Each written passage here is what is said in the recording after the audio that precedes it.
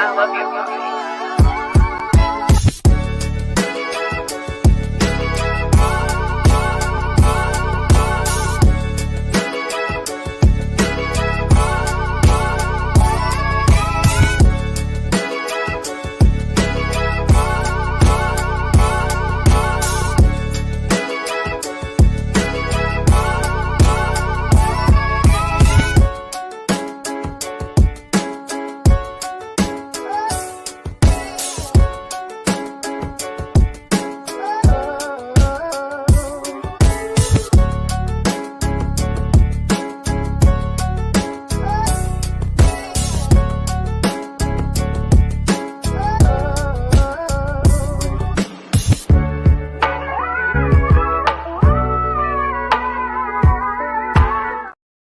What is going on, everybody? This is Mike Hughes, and you're listening to Mike on the Mic and Everything Chicago Sports-related podcast. Today is January 18, 2024. Thank God I finally got that right. I've been saying 2023 all month long. It's been insane. But, man, we got a lot of news tonight. Because we got a lot to cover. Obviously, after last week's press conference, Matt Eberflus will be coming back as the Chicago Bears head coach for 2024 and potentially the foreseeable future. Ryan Poles, Matt Eberflus, Kevin Warner, everyone else involved are undergoing offensive coordinating positions currently. We've heard Greg Roman, we've heard Shane Woldruff, we've heard all these different other names, but a name came out today that honestly it changes a lot for not only the value of the number one overall pick, but what could potentially transpire throughout the next 2 months. The Chicago Bears are reportedly going to be viewing an interview with former head coach of the Arizona Cardinals and current quarterback coach and offensive analyst at USC, Kliff Kingsbury. I mean, it's crazy. It's crazy to have that conversation, especially when you look back at Kliff. I mean, he gets a 6-year extension and then is fired immediately, going 4-13. So definitely, understandably so. But we talk about it all the time. We talk about why it matters to have coaches that understand their quarterbacks and guys who understand their personnel. It's very important in this league. I felt like Luke Getsy's biggest problem was he didn't know how to utilize a Justin Fields. You don't know what to do in those certain situations. That's why the interview of Greg Roman, the former offensive coordinator from 2019 to 2022 for the Baltimore Ravens, and Lamar Jackson is so important because he understands what it's like to have a guy like Lamar. He understands what it's like to have different dynamic weapons like a Mark Andrews on the team. Say somehow, some way, we end up with Marvin Harrison Jr., Tyler Scott, Cole Kmet, and of course DJ Moore with Justin Fields. I trust Greg Roman to potentially make something out of that. But the conversation of Kliff Kingsbury changes everything. Changes the dynamic of the value of the pick, because now other teams start thinking, if they hire Kliff, who's to say they won't take Caleb? For those that don't know, Kliff Kingsbury, after being fired from the Arizona Cardinals, took a job at USC with Caleb Williams. I mean, it was an amazing relationship. They had an amazing relationship together. He was the quarterback's coach and the senior offensive analyst. The problem was the take back, the drawback of Caleb Williams. 2022, he is a Heisman Trophy winner. I want to go over some stats with you guys today, and you guys let me know if I'm wrong, if you think that I'm kind of milking a stat line that might not show the full truth of how Caleb performed this year. Now, Caleb Williams, I believe, throughout the year, 36 touchdowns, 6 interceptions. It was a phenomenal year for Caleb Williams. And outside of the off the field stuff with the ego and the emotions and everything else everybody wanted to discuss, you would say he had a pretty relatively good year in the Pac-12. But I'm here to present this. Under Kliff Kingsbury as the quarterback's coach, under USC in 2023, Caleb Williams did not perform well when he went against any team with a top 25 or higher defense. Starts against teams without a top 25 defense, he had 23 of them in 2023. With a top 5 defense, he had 5. Now, his completion percentage without a top 25 defense was 70.3%. Against the top 25 defense was a 51.4. Passing yards per game without a top 25 defense was 317.2. Against the top 25 defense was 172.0. Touchdown interception ratio against a team without a top 25 defense obviously is going to be insane at 78-7. But with a top 25 defense, 6-6. So you look at that and you say, okay, how am I evaluating Caleb Williams after those performances? Obviously, what you're seeing is instead of allowing him to air out the ball, instead of allowing him to completely take over, you played a little bit of J.J. McCarthy football. No disrespect to the national champ, but you see a guy who went 10 for 18 in the national championship because they were afraid of him throwing the ball. That's just what it was.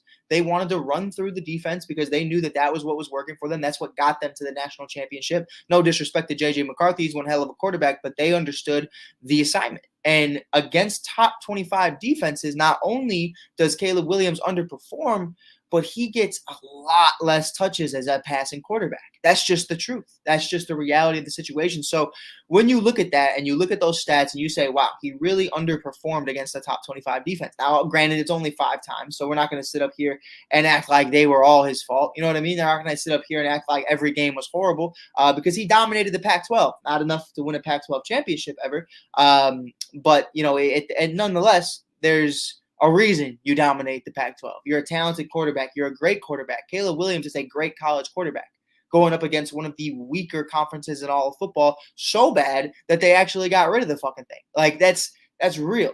So when you have those conversations and you say, let's bring in Caleb Williams and Kliff Kingsbury because it worked so well in college football, you have to look at all the metrics. You have to look at, man, against top 25 defenses, they really didn't look that good in college football in the NCAA. So who's to say in the NFL level it's going to look any better? Like that's my problem. That's where I'm coming from with it. I don't know if you guys feel any differently. I don't know if anybody else has any different opinions. Maybe you're still in our fields. Maybe you're just not interested in Caleb. Maybe you don't want Kliff. I mean, we saw what Kliff Kingsbury was with a guy like Kyler Murray. You know, it was some days it was electrifying and other days it was lackluster. So I really don't know how to feel about it. But it'll be interesting, man. It'll really be interesting. You know, it's crazy. Frankie's in the comments right now. He says it's January 18th, right? Take that Christmas shit down. See, listen, I would, but Pride hasn't taken down his Christmas tree yet. So when Pride takes down his Christmas tree, I will gladly take down my wreath. Until then, maybe the wreath stands. The wreath is staying. He's not going anywhere until Pride takes his Christmas tree down. Frankie, thank you very much. I think it's crazy though. I think it's crazy though, man. I think there's so many different conversations we can have right now, and I think all of them are interesting. Greg Roman and Justin Fields. I've heard a lot of people say that Greg Roman does not understand the pass game. He doesn't use the pass game a lot, and we have seen that from 2019 on with Lamar Jackson, how he kind of just ran the ball a lot. And that's understandable, especially when you have one of the more dynamic running quarterbacks in the entire league, Gus Edwards and company as well. But you also have to look at the personnel around him. You know, like, let's be completely real about the situation. Justin Fields was kind of in that same scenario last season. You know, when you look at what the Ravens were offensively outside of Mark Andrews at the receiver position, we're looking at Hollywood Brown and Rashad Bateman were his best wide receivers. Now you see, okay, we got Odell Beckham Jr. Now we have Ty Flowers. Now we have Mark Andrews. Now we have the other tight end they have. You know, there's a lot more dynamic players on this offense that they didn't have from 2019 on. So I think there's levels to it. You know, I'm not going to fully sit out here and say that, you know, it's completely his fault to why they didn't throw the ball as much. But and then Shane, obviously the former offensive coordinator for Pete Carroll, they say he is a screenplay machine. I mean, this man does screenplays 24/7. So we're already too used to that. It's too common in Chicago to run screenplays. We've been doing it for the last 5+ years between Matt Nagy, Bill Lazor, and Luke Getsy. So I think we don't want any more of that. But yeah, it's crazy. It's crazy to sit here and have that real conversation that potentially somehow, some way, Kliff Kingsbury could find his way back in the NFL and paired up with Caleb Williams in the Chicago Bears organization. So I don't know, man. I think, you know, listen, I want to sit up here today and be honest, because my guy Randy, my guy Frankie, all my guys that I work and talk with, you know, I don't want to be biased. I never want to do that. I don't want my heart to take over the reality of the situation. Like, that's as being real. You know, I don't want to be a Justin Fields fanboy. I don't want to sit up here every day and say that Justin Fields is the greatest quarterback ever. Like, I'm not trying to do that. You know what I mean? I don't want to.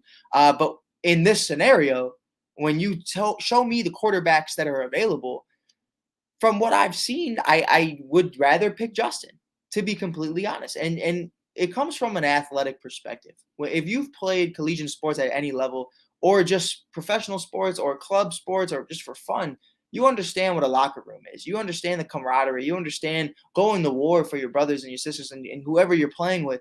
You have to understand that. And this locker room, DJ Moore, Tremaine Edmonds, Montez Sweat, Jalen Johnson, the entire team, more than not, is down for Justin Fields. They ride for Justin Fields. They go to war for Justin Fields. They want to play with him. So when you look at that and you say, okay, if I'm Ryan Poles, am I going to take away the guy they want to fight for so bad? The guy they went to war with over the last 3 years, built that chemistry and slowly built up a team that almost made the playoffs.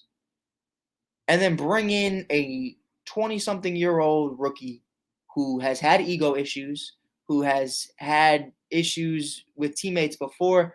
Not to say that that's all on Caleb, but he's going to have a huge target on his back if he comes into that facility because they're going to miss Justin. Now, they'll still rock with him. I'm not going to say guys are going to go out here and drop passes on purpose or anything like that or shun him, but it's going to be hard to win them over because they're already so bought into Justin Fields. And I think that's honestly one of the biggest problems about this whole conversation. And we've talked about it before. It's hard. It's hard to hire a defensive coordinator as your head coach in an organization that has never truly hired a legitimate offensive coordinator under said defensive head coach. Like, man, we just have not done it, especially under Lovie Smith. Lovie had, 8 to 10 offensive coordinators? Like, Lovie went through offensive coordinators like hotcakes, boy. Like, that was insane. So to have those real conversations and to ask yourself, like, do we trust the Bears at hiring the offensive coordinator we need? We saw what they did with Flus. You know what I mean? Like, you bring in Luke Getsy, thought that was going to work. I don't know if that was more so of a tanking thing or what. But it's going to be interesting. Someone commented and said, honestly, I think that Kliff Kingsbury and the Bears interviewing him could just be them just asking how Caleb is. And that could be a part of it. Like, how would you treat Justin? How would you treat Caleb? What would that relationship with Caleb, transfer into the NFL in a positive way? What are you going to change from what you did in college versus what you're going to do in the NFL with a guy like Caleb Williams? And also to have a devil's advocate kind of conversation, you interviewing Kliff Kingsbury shows that you are potentially thinking about using the number 1 overall pick on Caleb Williams. So that brings up the trade stock and the trade value even more of the number 1 overall pick. You have to fool these guys. If you're trading it, you have to fool these other general managers into thinking that there is a shot that you use the number 1 overall pick. And it's hard to do that when Justin Fields is still on the roster. It's hard to do that. So if you bring in Kliff, that leaves an open door, 1 foot in, 1 foot out. Hey, we could go Caleb. We could keep Justin. We could have Kliff and Justin. We could have Caleb and Kliff. It could go so many different ways. And could I see Kliff Kingsbury and Justin Fields coexisting? Of course. Of course. You saw them coexist in a different kind of way. Obviously, 2 different kind of players, but they're relatively the same in their play styles in Kyler Murray prior to the ACL tear in Kliff Kingsbury. So we know that it could potentially work. We know that Kliff understands how to use a mobile quarterback. The problem is, can Kliff utilize an entire team? And in this situation, he's only going to be focusing on being the offensive coordinator, not as an entire head coach. So there's levels to it. You know what I mean? Going 4-13 and getting fired after a 6-year extension the year prior is probably insanely demoralizing. But I think at the end of the day, you have to have that real conversation with yourself and say, if this is what's best for the Chicago Bears organization, we have to run with it. Truly. I mean, we truly have to run with it. And my guy Angelo brings up a good comment right here. And it's honestly one that I thought of myself. Kingsbury would be out the next year for a head coaching gig if it goes well. And that's the problem. That's what we always talk about. You know what I mean? Like, we sit here every single day and convince ourselves that whatever offensive coordinator we're going to bring in is going to be here for the foreseeable future. If you bring in Kliff Kingsbury, a former NFL head coach, not even a year ago, like, what makes you think that he's not going to leave in a heartbeat if he gets Justin Fields to an MVP caliber level, a Chicago Bears offense that's top 10, top 15, even 15? Fuck, we'll take 15 at this point. Middle of the pack is great compared to what we saw last year. But that's a real conversation. I'm so happy you brought that up because say it works out, and then the following year Kliff leaves. Now you're doing it all over again. Now Justin Fields is going to be on a contract year if you don't pick up his 5th-year option or franchise tag him, and then you're stuck without another offensive coordinator, and you have to do this dance all over again. And it's like that's the problem. That's the problem. And you need to sit here and have that real conversation about whatever OC we're about to bring in. If he has success, he's out the door. If he fails, he's out the door. Like, it's always going to be a revolving door of offensive coordinators as long as Flus is in the building. And that's no disrespect to Flus. That's just the reality of the situation. That happened with Lovey. That happened with others. It's going to happen with guys like Nick Sirianni. We've already seen how that's happened. His offensive coordinator went to the Colts to be a head coach. Colts look great. Eagles don't. You know what I mean? Like DeMarco Ryan, he has a rookie offensive coordinator right now. I'm sure after the next couple of years under CJ Stroud continuing to be an MVP level quarterback, he'll get a head coaching opportunity as well. You'd be foolish not to. Look at Andy Reid. Oh, here's Eric Bieniemy. Bye. See ya. You know what I mean? Like goes and gets another opportunity elsewhere. So, I mean, it's interesting. It's interesting. And Angelo brought up a great comment right here. That's why Greg Roman would be a solid fit. I don't see him being a head coach even if it goes well. And that's a fair point. That's a fair assessment. But then, like, you also have that counterpart to it to where it's like, okay, so Greg Roman comes in and all he does is run the ball with Justin Fields, just like he did with Lamar Jackson. So you're going to sit up here today and you're going to tell me that we're going to run the ball again and we're not going to throw. And we're potentially going to have DJ Moore, Cole Kmet, and Marvin Harrison Jr. I'm not bringing you in here to run the ball. Justin Fields didn't get all these weapons and fight for this team for 4 years to run the ball. So, like, that's my big problem. That's my issue. Like, listen, at the end of the day, I'm going to get into my little, like, coaching thing. So I'm sorry if this sounds like corny as fuck, but it's real. When I coach kids or when I play with cats, you have to know that you're that guy. You have to feel it, and you feel it through your teammates. You feel it through everybody else in the building. You feel it through them believing in you and you believing in yourself.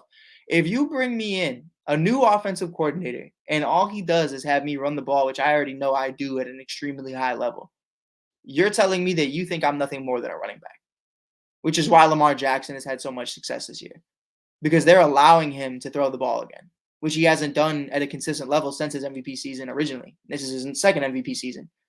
So it's kind of concerning to me that Greg Roman leaves and Lamar looks better. Now, a part of that is also the Ravens defense being number one and Lamar getting more offensive opportunities and the team just being better. And when your team is better, you're obviously going to be in MVP conversations. But, the reality is Lamar's been dogging it. I mean, Lamar's been killing it, bro. But like that's an understatement about how Lamar Jackson has played this year. So there's so many different things we can talk about. So many different things we can talk about. And I don't think we're ready for any of them. I think no matter what happens, there's going to be a handful of people who hate it and a handful of people who love it. And there's going to be that middle of the pack people who just say we're going to suck no matter what. Because that's Chicago, baby. So yeah, there's levels to this, man. There's levels to this. And I think the more we sit around and ponder without answers is the longer it's going to take and the harder it's going to be for us to accept it. Like if you just told us, I understand there's leverage to this and there's a lot of parts that go into this. If you just said today, yeah, we're trading Justin Fields, we're drafting Caleb Williams, welcome Kliff Kingsbury, I think by April we would all come around to it. But if this all happens on draft, obviously you're not going to bring in Kliff on draft night. It's not going to take that long. But if finding out what we're doing with number one overall takes that long, it's going to leave a sour taste in a lot of people's mouth. Like, and Mob said it right here. Mob O'Brien said, long off season this time around. LOL. Yeah, and that's how it's felt the last couple of off seasons, man. I mean, last off season it was, man, we have so many. It was kind of like a panic mode. You know what I mean? Like we had so many holes to fill. Pause. And we didn't know if we were going to be able to do it, whether that's in free agency, over $100 million in cap space, the draft capital, what was going to happen with Chase Claypool, what's going to happen with Justin Fields, are we drafting CJ Stroud, are we drafting Bryce Young, which, by the way, Bryce Young was the favorite quarterback in that draft, and it still blows my mind because CJ blew him out of the water in every statistic in college.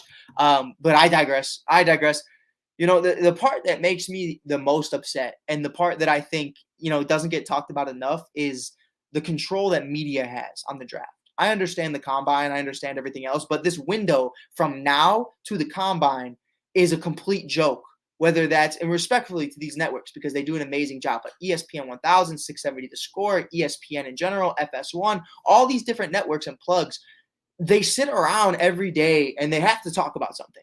And of course, I mean, it's their job to talk about something. That's my job to talk about stuff too. So, we have those conversations about Caleb versus Justin. I don't like how the tunes have changed. Why are we all of a sudden in on Caleb Williams when throughout the entirety of the 2023 season, you made it seem like you were out or that you weren't sold on him? What has changed? What exactly has changed? Because you can't tell me he's played any games since. The season's been over for over a month. So what's changed that made you a believer in Caleb Williams without a combine, without more games to show, without anything, no words from him, no interviews, nothing? What has made you think that Caleb Williams is QB1 after an entire collegiate season? Everybody bashed him. So what has changed? Because nothing's changed for Justin Fields. Justin Fields hasn't played any worse. He played better. So I don't understand where everybody's coming from. It's clickbait. People want clicks. People want media views. Exactly how I titled this episode, The Bears are interviewing Kliff Kingsbury. I know people are going to click it. But what upsets me is when people don't stand on what they believe. If you don't think this kid is the kid, then don't say that. The biggest pet peeve for me is a Colin Cowherd type motherfucker. Pardon my language. The man said that CJ Stroud couldn't do it. It couldn't be done. He said that Jordan Love was a bust. Now here he is in the playoffs saying that Jordan Love is the second coming of Aaron Rodgers and the third coming of Brett Favre, and that CJ Stroud is one of the best quarterbacks in the league. Bro, stand on what you believe. Like, you can admit you're wrong, but don't be oblivious and act like you've always felt this way. Like, it's crazy to me. It's insane. And it's what's wrong with what we're doing right now as fans is we're reading into all these things and we're trying to check out all these articles and trying to nitpick all these little different things about Kliff Kingsbury, about Caleb as a player and as a person. Like, chill out. We know what we know and we don't what we don't. And that's just what it is. It's black and white, as simple as that, night and day. There is no in between of, well, what if Caleb's great now? What if I don't care. What if my uncle was my aunt, but she's not? You know what I mean? Like I don't know what else people want.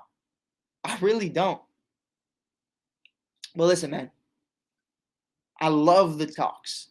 I love the conversation. I love the engagement. If you guys are new here, hit that follow button because we're going to be doing this every single night up until draft night and beyond. I appreciate everybody tuning in. I appreciate you guys for being here, man. It's always a blessing to have you guys here with me through these Bear therapy sessions because I just feel like we're always just so emotional about this kind of stuff. But I appreciate you guys for tuning in. I'm going to get out of here. We will be back tomorrow with more Bears and Chicago Cubs news. Don't forget, spring training is on the way. We're going to be going there better than ever. We're going to be going crazy. I'll be with my guy, Mike Powers. We're going to be doing a lot of amazing things baseball-wise. My guy, Jim Cross, and I still doing a lot of collegiate sports, a lot of collegiate baseball, Pros and Joes. Of course, you can find me at theshy.kid on Instagram or on TikTok. 15.6 thousand followers on TikTok. I appreciate every single one of you guys. It's been an absolute blessing. Until next time, I'll check you guys out later. Peace.